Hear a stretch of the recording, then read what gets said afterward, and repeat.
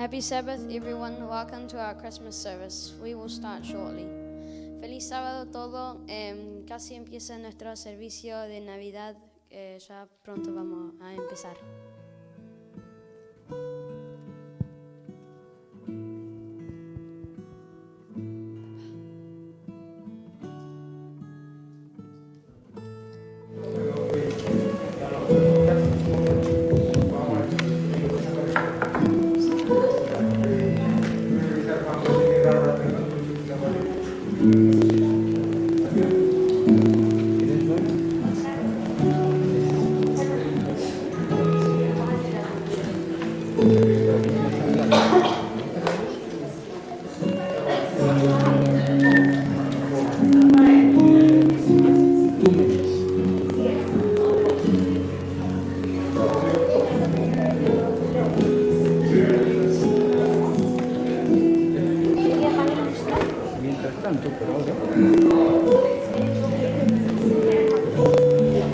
Esto es bastante sencillo, ¿sí? Lo que va a pasar es ese botón que dice transición, ¿sí? Ahí hay dos cambios, una es aquella y otra es esta. Entonces, si yo toco transición,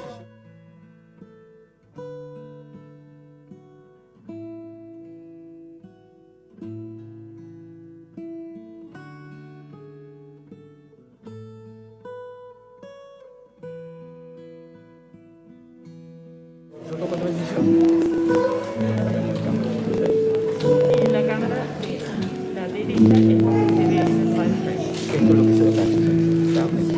Entonces, ahora, ¿a dónde está el otro micrófono? Yo te la pedí que cuando nosotros estamos cantando, vos cambies de canal. O sea, porque quiero que nos enfoque a nosotros, ¿entendés?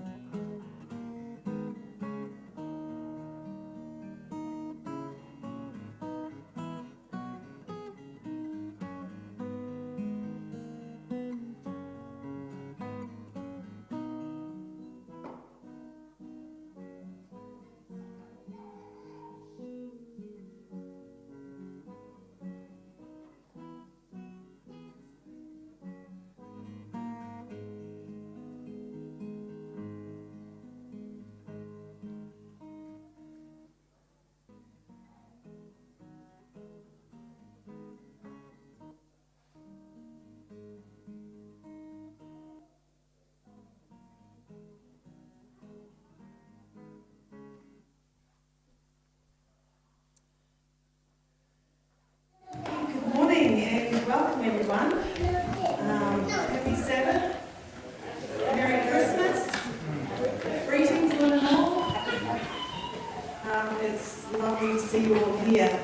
And we started at about 10 to 10 with about 4 of us here. We thought, oh man, we are really going to have a small little group. Yeah, it's good to see some of you have ventured out. Maybe you had lots more parcels to open than what we did. We did really good. Appreciate. So welcome to worship. And I just want to start with health and safety, as we always have to. If this is your first time in the building, please just make sure you know where the closest exit is in the unlikely event that we need to evacuate. So there's obviously the main entrance there, the doors here slide open, and also there's an exit out through the minister's room. The meeting place is down Campbell Street here on my right to the vacant section. And if you need the bathroom facilities, they are around the concrete pathway to my left. There's a right door there. If you need to evacuate when you're over in open facilities, please over by the screen beyond the hall. Thank you. And parents, just be aware of keeping the children safe. We're on a busy road, so please make sure you know where your children are all times and accompany them to the bathroom too, please. Next thing is our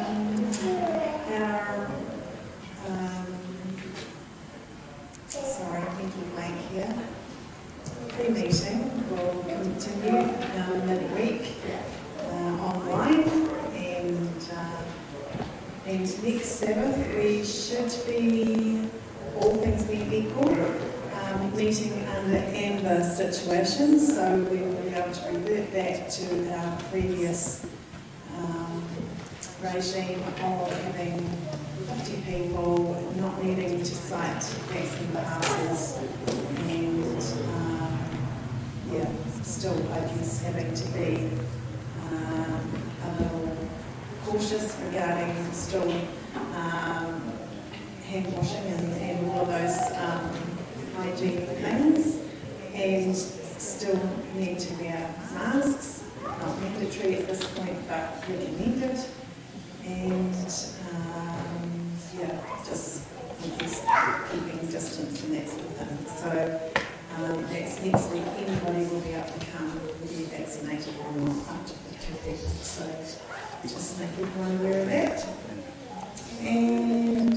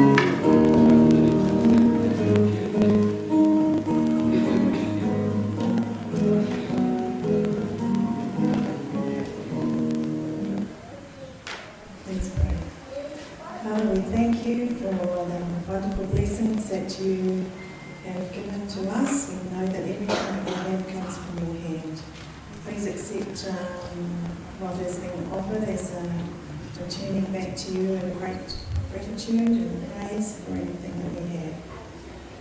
these monies be blessed and multiplied to finish work and bring you back to take us home. We are.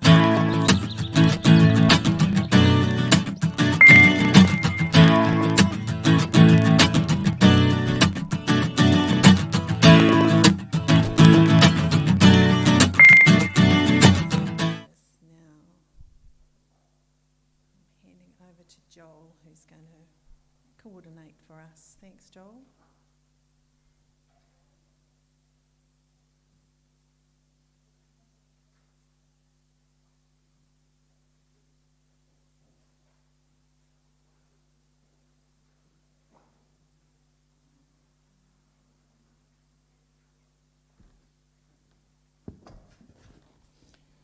Happy Sabbath, Merry Christmas to everyone, and welcome to the church today.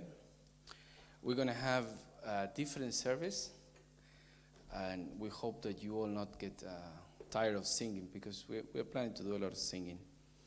And the first song,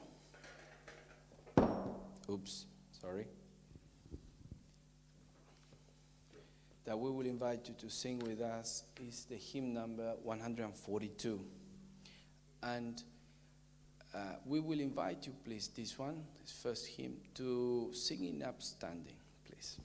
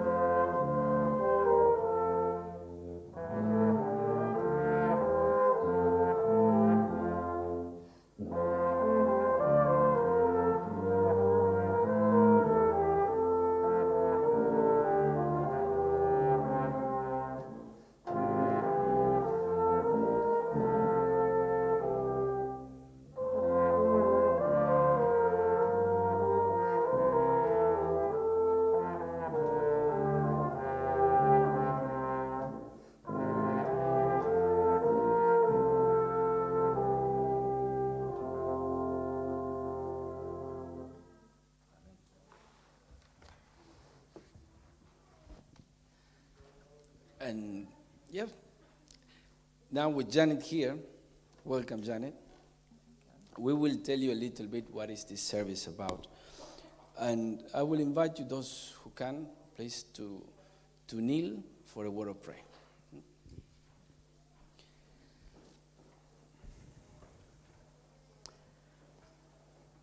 Dear Father, thank you so much for the opportunity to be here today. We are a group of your children that are gathering to worship and to give you the glory. These are different times, and we know that very soon Jesus is coming back. But we celebrate this beautiful sacrifice that was made so we could have the option to live. We ask you to be with us, the Holy Spirit. In the name of Jesus, amen. And before Janet starts, she really wants to. But we're going to share with you testimonies from Christmas time, from different countries and different times. And the first one is going to be Janet today. Please. No, it's the oldest one. John sent me an email the other day and it had on it, share how you spend Christmas during your childhood. Please share how you dealt with things you don't understand, why Jesus was born. Do you understand why Jesus was born? He left heaven to come down here, didn't he? And he came as a baby, and if he hadn't done that, there wouldn't be any hope for any of us. And today we're celebrating his birth. Most people, when they're celebrating Christmas now, you don't even hear decent carols over the radio anymore. They're just all bashy crashing. Everybody's thinking about food and drink. And at this time, we don't believe that this was when Jesus was born, because in the east, it's cold over there and snowing. And the shepherds wouldn't have been out on the hills watching over their sheep, would they? But it's nice to remember Jesus' birth. Our mother used to always sit around and tell us Bible stories about baby Jesus. Probably didn't understand him, how he got here. Because when the angel went to her and said to Mary, you're going to have a child, she freaked out because she wasn't married and she had been scorned. And the angel said, no, don't worry. The Holy Spirit will come upon you and you'll bear a child. So she did. And he was the King of Kings. A lot of them were expecting somebody to come, a grown person, and have a crown and everything. But Jesus, the King of the universe, was born in a stable. And if you go into a stable, they are very smelly. And I don't think I'd like to be a baby and put down on a bed of straw, because straw is prickly. Most babies, if they're not born in a car on the way to the hospital or somewhere, they reach the hospital and they have nice clean surroundings. But the King of the universe was born in a stable.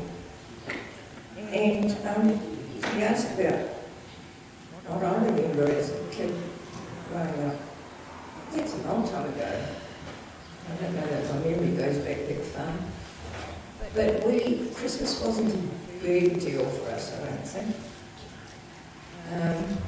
Because Mum and Dad, we were 5 kids, and Mum and Dad didn't have a lot. But we always had food on the table, and they worked hard for doing that. Mum always used to make a Christmas cake, and while she was making the Christmas cake, we waited for her. She just turned her back. It was nice if you ate the mixture without being cooked. She used to say to her, you could do the bowl and just stick with the bowl and I'll eat the mixture. And it was the same with Christmas pudding. She would make about 5 Christmas puddings. She'd make them in small tins. And we'd wonder if I could make a Christmas pudding like Mum does. Hers were always dark and golden. Please, bring that back. And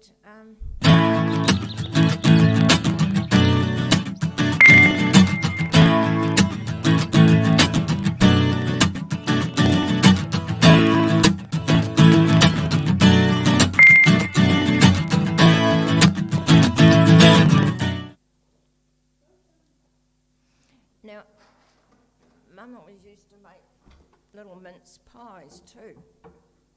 If I ever make mince pies now, the fruity ones, I buy the pastry and cut it out. It's a lot easier.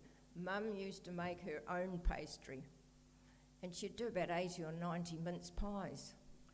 Make the pastry and roll it out, and they were yummy. I wouldn't have patience to do that. And then another thing she did was Nenish tarts. More pastry, condensed milk, the butter and the lemon, pop it in there. They were yummy. And to make mouthwater, it's even making me get some saliva in my mouth today. But with the Christmas pudding, what do you normally have if you have Christmas pudding? What do you have with it? You have cream? You've got to have cream and ice cream? Well, you're wrong. You have to have carnation cream. That is yummy with Christmas pudding. Carnation cream pudding. I was talking to Rosalind the other day. She said something about Christmas pudding. She says, well, I've got the cream, but I haven't got the pudding. So it was a standard thing with us. Always plenty of carnation. The other cream was there if you needed it. And we would go out to Mum's parents, grandparents up the Whanganui Valley, because Mum grew up up here. And we'd have lunch with Grandma and Granddad. And there was always one of those red Christmas puddings. But in that pudding, you had to be careful when you were biting into it, because she used to put money in it. She bought it in 6 boxes and shrunk them up, pop them in there. This is Dawn Delores used to know, and she said, do you remember that Granddad used to sneak out of the room every time when it was pudding time, and he'd go to his bedroom, come waddling out there, and then he'd be eating his pudding, and he pulled out half a crown. He'd just go to his room and pop it in his pudding and eat it. But they were good times. We didn't have Christmas decorations, and ones that done their days Christmas presents. But I can remember making some strings of paper and made little circles and we put another one to it. We made that up. And that was about it. Now, there was a lady that used to come along to church here, Flo Marshall. She was based her. And she was always kind to our family. And near Christmas, I said, she'd take us out one by one, didn't you know? Did you? I can't remember. She'd take us downtown and we'd go to a cafe and she'd shout to us until we were allowed to eat what we liked. So that was me. And then there was a shop on the corner of the Avenue and Market Street called the Brewers. And it started down at the level of the Victoria Avenue. The shop itself had a rise going up further. I think there's a bar there now where that was. And every year they used to have Father Christmas up there, all dressed up, this big fat funny fellow. Flo Marshall would take you there, and then they had a cave in the winter. It was fantastic the way it was done up. And she'd take you out, and then she wanted to sit on this fat man's knee or something. I never did it, like look at him. So pass that by. But those are just some of the things that I remember as kids. And never say, Father Christmas comes down the chimney. No, he doesn't. He gets stuck if he was that fat coming down the chimney. And then they tell the kids, Father Christmas, he's travelling from the North Pole. And then they show on TV, and there's about 50 or 60 Father Christmases. So it's not true, is it? But aren't you glad that we can celebrate Jesus' life?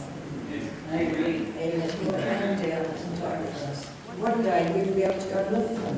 There's many times. I hope that's our aim, that we are faithful, Jesus will take us to heaven.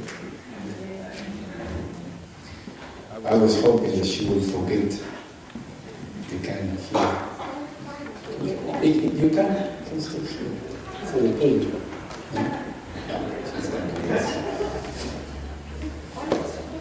Different times, and like Janet said, the sacrifice of Jesus is so important. And we will invite you that from where you are sitting now to sing along the next song, which is Away in the Manger.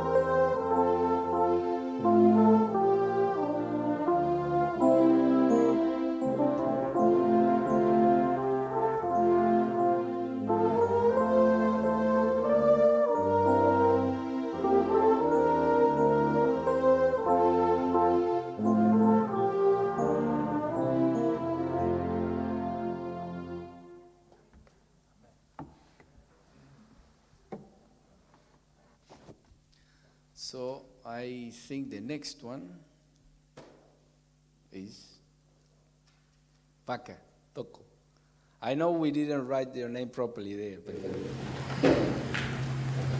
I was talking to Voco last week about this for today, and he told me some stories that I know that South America is very different how they celebrate Christmas from New Zealand. But Fiji and the island of La Kemba is a totally different level. But I will let you talk to share with the church. Thank you. Not easy to understand. But in the name of Jesus, we all here to celebrate with. I'd like to go back to the beginning. God is created in you. Of course, I listen to a lot of music, the foundation of how we believe in Christ. If we do that, we have to go back to the beginning. As you know, He created the universe, He created the world, and He created human beings. And He is, as we said, Adam is the son of God. We all come from Adam. Come along the way, as John said, He was the Word, He was created from the beginning, and He became human being. So follow that and then read clearly. I said that's where we start. And if we can think of someone who created us and came down to be born as a human being because of our sins, how great is that? We have every right, we have to be celebrated. Anyway, I've probably got too far back. I'll go back to really how we celebrate the birth of Christ in home. I guess I have to say we start right from the beginning of the year. I remember as a kid, I took off from, they took me out of school so I can help out the family. Well, my brothers and sisters, they can go to school. It's my job or help out our father, our family, to feed the family. Plantation, that's my job. And I remember planting the crops. This is crops for the Christmas, especially for Christmas. It's not especially for Christmas.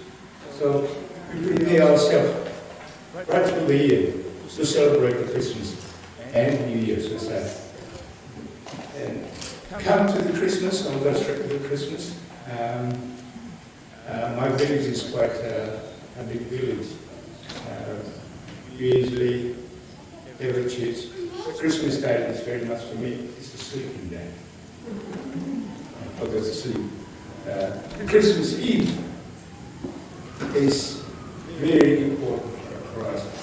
We prepare the food, cook the food, get ready. We have a big feed New Year's Eve, on Christmas Eve, sorry. And we go to church. And after the church, the choirs have to go to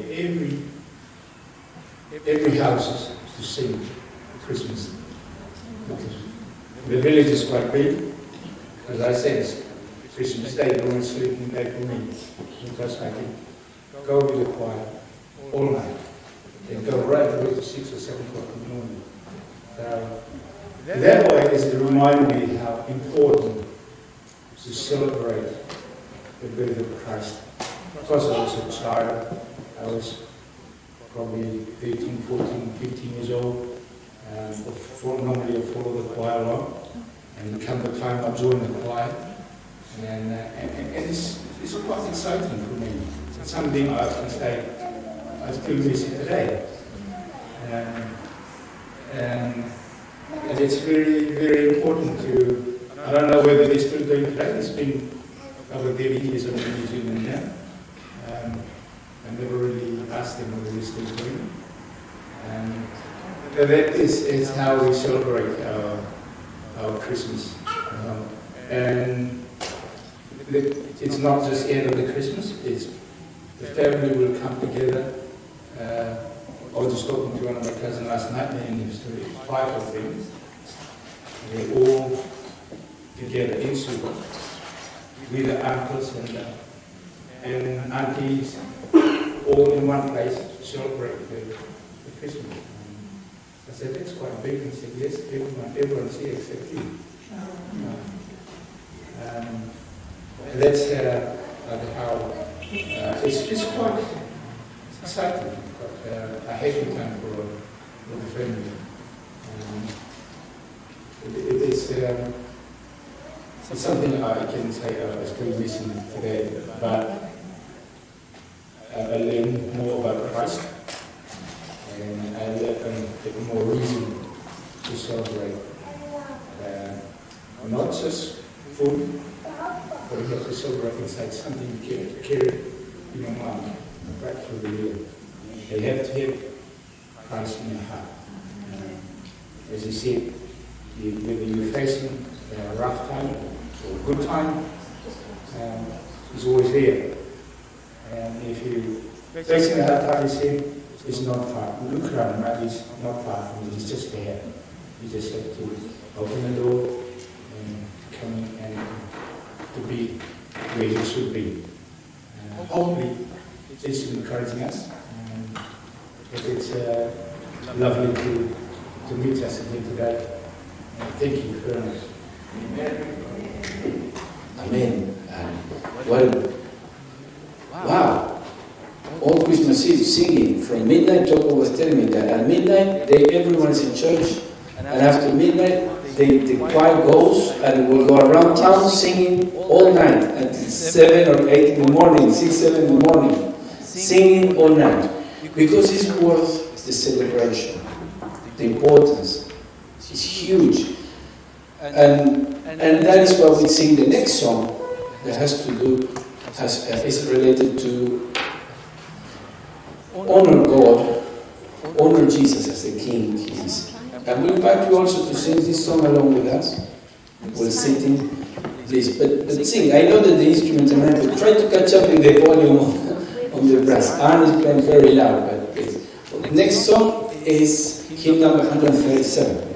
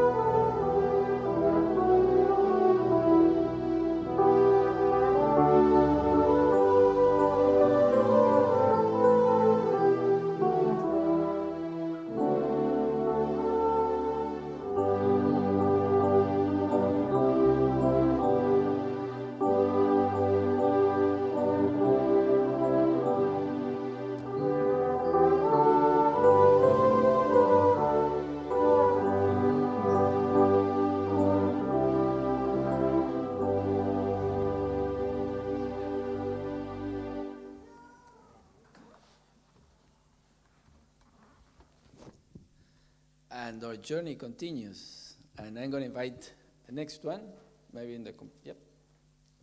Please, Julie. Julie also has different experience because during her lifetime, she's not always been a Seventh-day Adventist as well, as many of us. And, but she had quite a journey.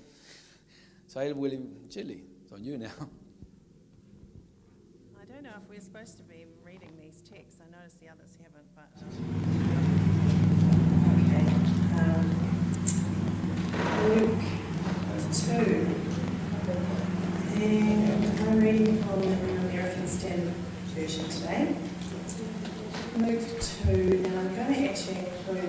4 as well as 5 to 12, just because it makes more sense. Joseph also went up from Galilee, from the city of Nazareth to Judea, to the city of David, which is called Bethlehem, because he was of the house and family of David, in order to register along with Mary, who was engaged to him and was with child. While they were there, the days were completed for her to give birth. And she gave birth to her firstborn son, and she wrapped him in cloths and laid him in a manger, because there was no room for them in the inn. In the same region, there were some shepherds staying out in the fields and keeping watch over their flock by night. And an angel of the Lord suddenly stood before them, and the glory of the Lord shone around them, and they were terribly frightened. But the angel said to them, "Do not be afraid, for behold, I bring you good news of great joy, which will be for all the people. For today, in the city of David, there has been born for you a Saviour, who is Christ the Lord. This will be a sign for you. You will find a baby wrapped in cloths and lying in a manger." And I guess some of my earliest memories of Christmas are from the Methodist church that I grew up attending, and playing in little nativity scenes and things like that, dressing up as children are often decked out for Christmas services and things. It was often my job to speak, because I always had a loud voice and didn't just have microphones back then, so I do remember being asked to speak from quite a young age. Memories of Christmas at home. I'm number 4 of 5 children, and I guess the special memories I have of Christmas are waking up early in the morning, and Mum would always leave a stocking on the end of our bed, and we were allowed to open that as soon as we woke up. And so there would always be little treats in there, all kinds of different things. And often a few Macintosh lollies, and maybe a whole orange. So when you grew up in a family, having a whole orange to yourself was not a thing. You could always only ever have a part of one. Just simple things like that, I guess. But then we weren't allowed to go into Mum and Dad's room until probably about 7 or 7:30, and tolerate us going in there. And Mum and Dad had quite a large bedroom, and we would end up all of us gathering in there and opening presents, and what a fun time we had. But there's reasonable age groups, age gaps in our family, so that was probably only in my earlier years. By the time I was 11, my older sister was married, and I guess traditions changed slightly once the older siblings started marrying and having to accommodate their in-laws and that sort of thing. But we used to just have a family meal, which often involved special food. And I guess for me, one of the things that changed once I became a Seventh-day Adventist, which was I started in the Bible studies when I was probably about 18. One of the biggest things that changed, I suppose, is that I chose no longer to eat pork or ham.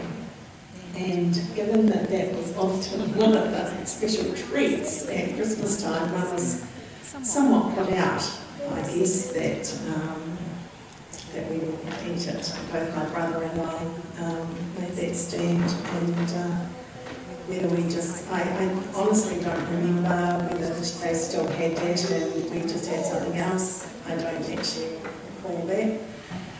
But I know that she was a bit put out that we would no longer eat it. And I think Dad thought we were being a bit ridiculous. But anyway, that was that. And the other thing that started to happen once I became an Adventist was that big camp used to happen. They used to have, years ago when it was still held in Haskell Park in Auckland, they used to share the big tent. They used to have this huge big tent. And I don't know how to describe it, but it would be at least, I would say it was 2 or 3 times as long as this church building. It was a huge big tent.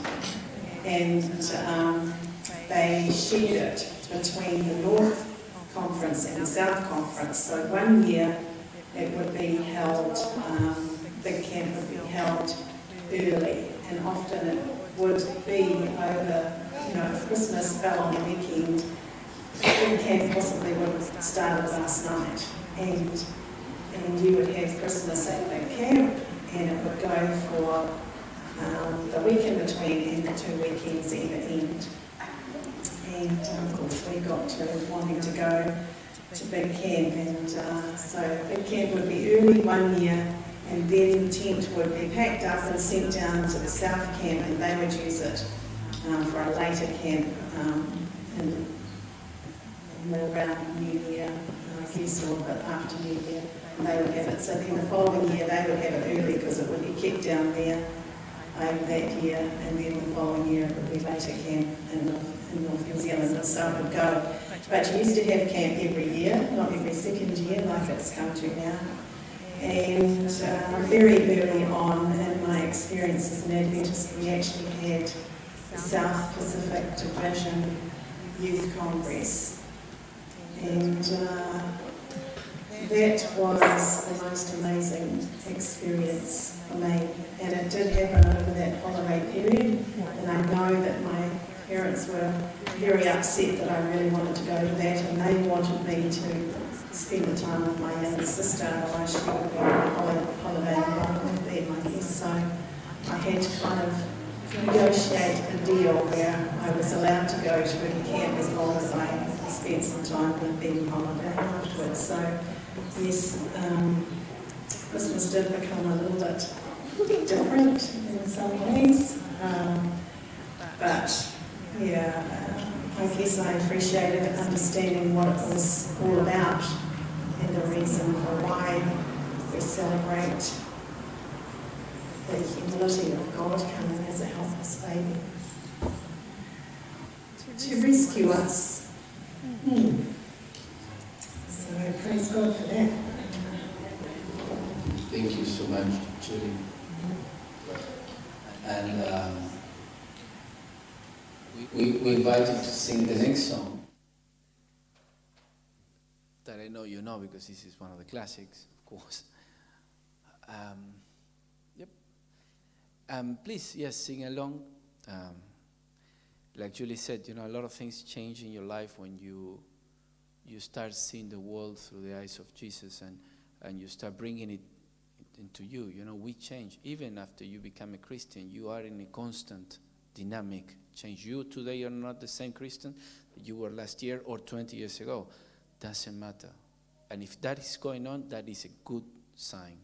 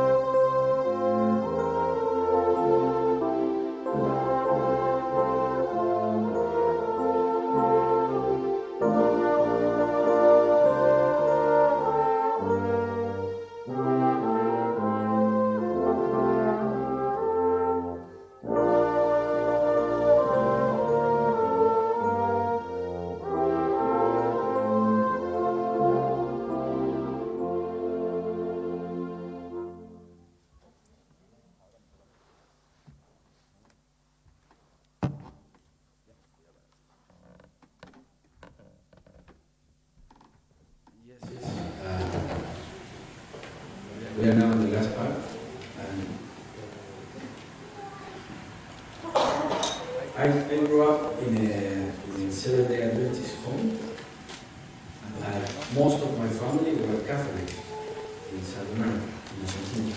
I grew up in a little, actually it's the smallest province in Argentina, but it's the highest, it has one of the highest density of population.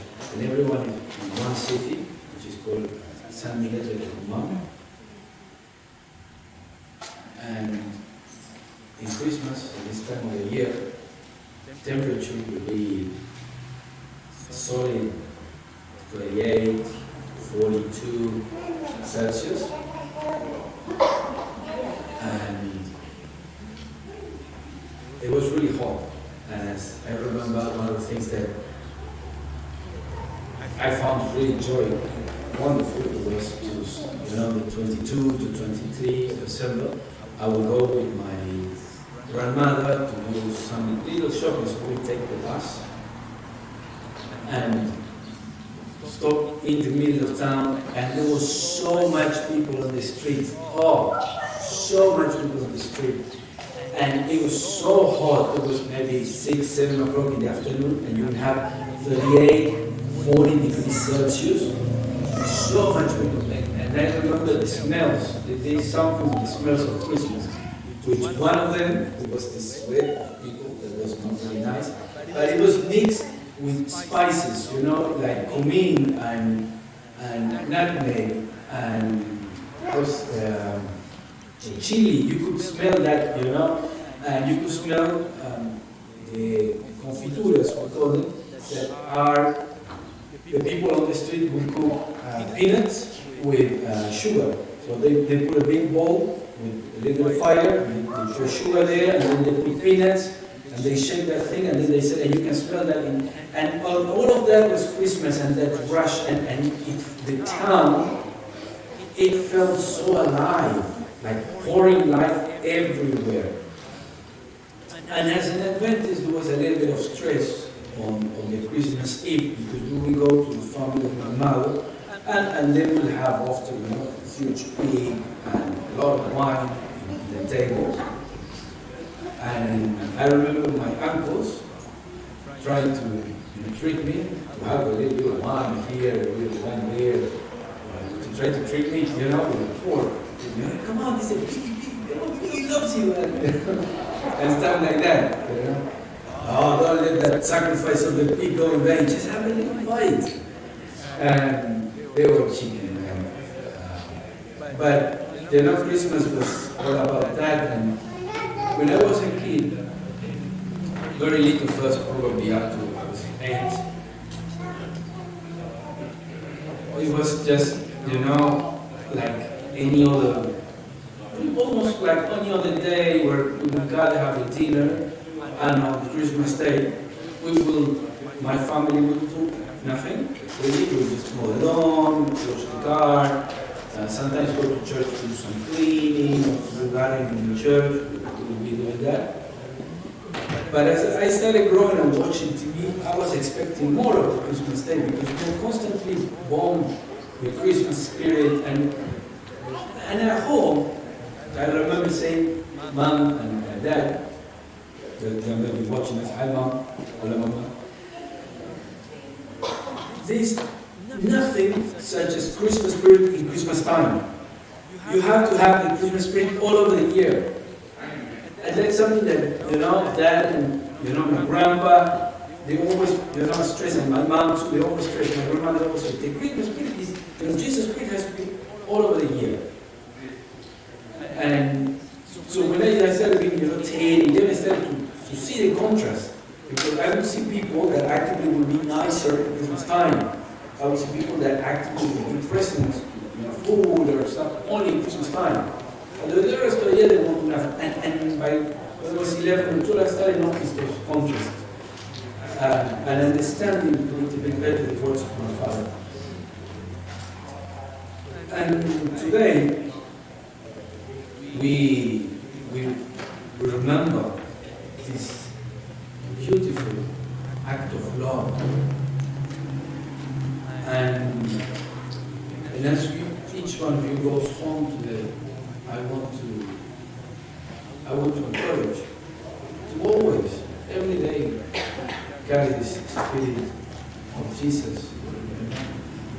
And what will be? It will be a spirit of gratitude for what it has been done for you. I mean, you don't have to be a Seventh-day Adventist. You don't even really have to be a Christian to understand that this world is full of life. And love, is worth, sacrificing. You don't have to be a Christian to understand the importance of love in a life. To see the power of love in action, changing a person, changing a life. And write my words, you don't have to be a Christian to see the power of love. And we as Christians, we see this power and we see this act of generosity, with Jesus coming to the world. Next year, hopefully, we're going to invite more people to talk and to share, because we don't want to be talking until late today. But thank you very much for coming. Thank you very much for following us. I'm going to make a prayer, and then we'll do a last hymn. Please bow. Lord Almighty, thank you so much for the opportunity to share. Thank you very much for the testimony of Janet, Toko, Julie. We see that not everything is the way we grew up thinking sometimes. Life has changed a lot. And today more than ever we need your love in our hearts. We all need love. And that love has to do with the Holy Spirit, Father. That's why I ask you. The Holy Spirit is in all of you here today. I pray for a special blessing for those who couldn't come to church today. There are a lot of people that are sick, there are a lot of people that are lonely. Be with them. Please. Be with them, please. Let everyone in this church, let everyone in this building today be a torch of light to shine your love and the principles that you have taught and you have shown us. Help everyone today in this building to be a beacon of love, comprehension, understanding. We want to direct people to you. Bless each and everyone here today, Lord. And thank you so much for such an act of love. In the name of Jesus, I pray for this. Amen.